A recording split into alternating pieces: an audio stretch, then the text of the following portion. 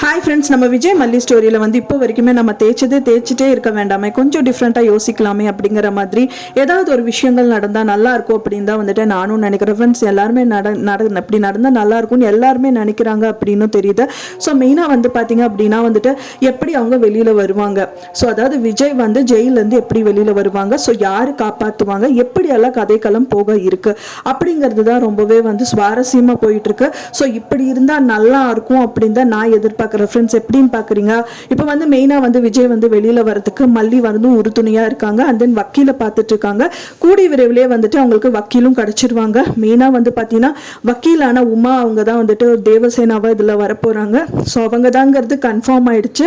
So அப்படியே அவங்க சாட்சிகள் ரெடி பண்ணி வெண்பாக் வந்து கொடுத்தா சரி, இல்லைனா மல்லி வந்து கொடுத்தா சரி, ஸோ அதையும் வந்து தடுக்கிறதுக்கு நிறைய வழிகள் வந்து இருக்கு இல்லையா?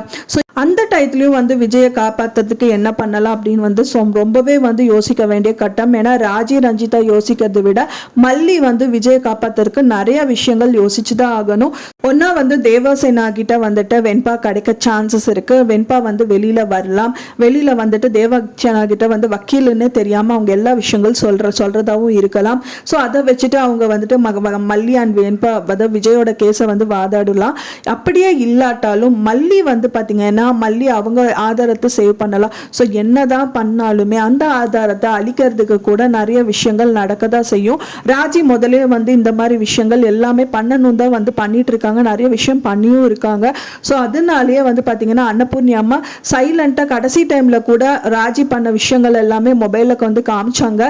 அந்த ஆதாரமே அந்த ஃபோனையே உடைச்சா கூட கடைசியில் வந்து ஆதாரமாக வந்து விஜய் கிட்ட காமிச்சுதான் மல்லி மேலே எந்த தப்பும் இல்லை அப்படிங்கும்போது தான் விஜயை வந்து ராஜி வந்து வீட்டை விட்டு வெளியில் அனுப்புனாங்க. ஆமாண்டா நான் தான் இதெல்லாம் பண்ணேன்னு சொல்லிட்டு. ஸோ இந்த மாதிரி அவங்க பண்ணுறதுக்கும் சான்சஸ் இருக்குது. ஸோ அதனாலேயே வந்து பார்த்திங்கன்னா அந்த ஆதாரத்தை மெயினாக வந்து சேவ் பண்ணணும். அதை சேவ் பண்ணுறதுக்கு வந்து பார்த்திங்கன்னா அவங்க வந்து இந்த மாதிரி கையாளலாம். அதாவது வந்து ராஜியை வந்துட்டு கடத்தி வச்சுட்டு அவளை வந்து நான் கொன்றுவேன், நீ மாற்றி கீத்தி ஏதாவது சொன்னீங்கன்னா கண்டிப்பாக வந்து ராஜி உன்னோட அம்மா வந்துட்டு நான் கண்டிப்பாக கொன்றுவேன். ஸோ அதனால நீ உருப்படியாக வந்து நான் பொய் வந்து சொல்ல உண்மையை சொல்லு, கோர்ட்டில் என்ன நடந்ததோ அந்த உண்மையை மட்டும் சொல்லு. அப்படி ஏதாவது மாற்றி ஏதாவது சொல்லிட்டேன்னா உன்னையும் சரி ராஜியும் வந்து நான் கொன்றுவேன் அப்படின்னு சொல்லிட்டு மல்லியும் ஏதாவது ஒரு விஷயங்கள் கையாண்டாங்கன்னா ரொம்பவே சூப்பராக இருக்கும் அப்படின்னு தான் எதிர்பார்க்கப்படுது.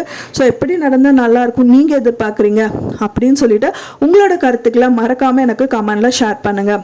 நான் சொன்ன இந்த தகவல் உங்களுக்கு பிடிச்சிருக்கும்னு நினைக்கிறேன். ஃப்ரெண்ட்ஸ், பிடிச்சிருந்தா மறக்காமல் லைக் பண்ணுங்கள், ஷேர் பண்ணுங்கள், கமெண்ட் பண்ணுங்கள், சப்ஸ்கிரைப் பண்ணுங்கள். மேலும் இன்னொரு மல்லி சீரியல் அப்டேட்டோட நெக்ஸ்ட் மீட் பண்ணுறேன். தேங்க்ஸ் ஃபார் வாட்சிங் மை டியர் ஃப்ரெண்ட்ஸ். நெக்ஸ்ட் வீடியோவில் பார்க்கலாம்.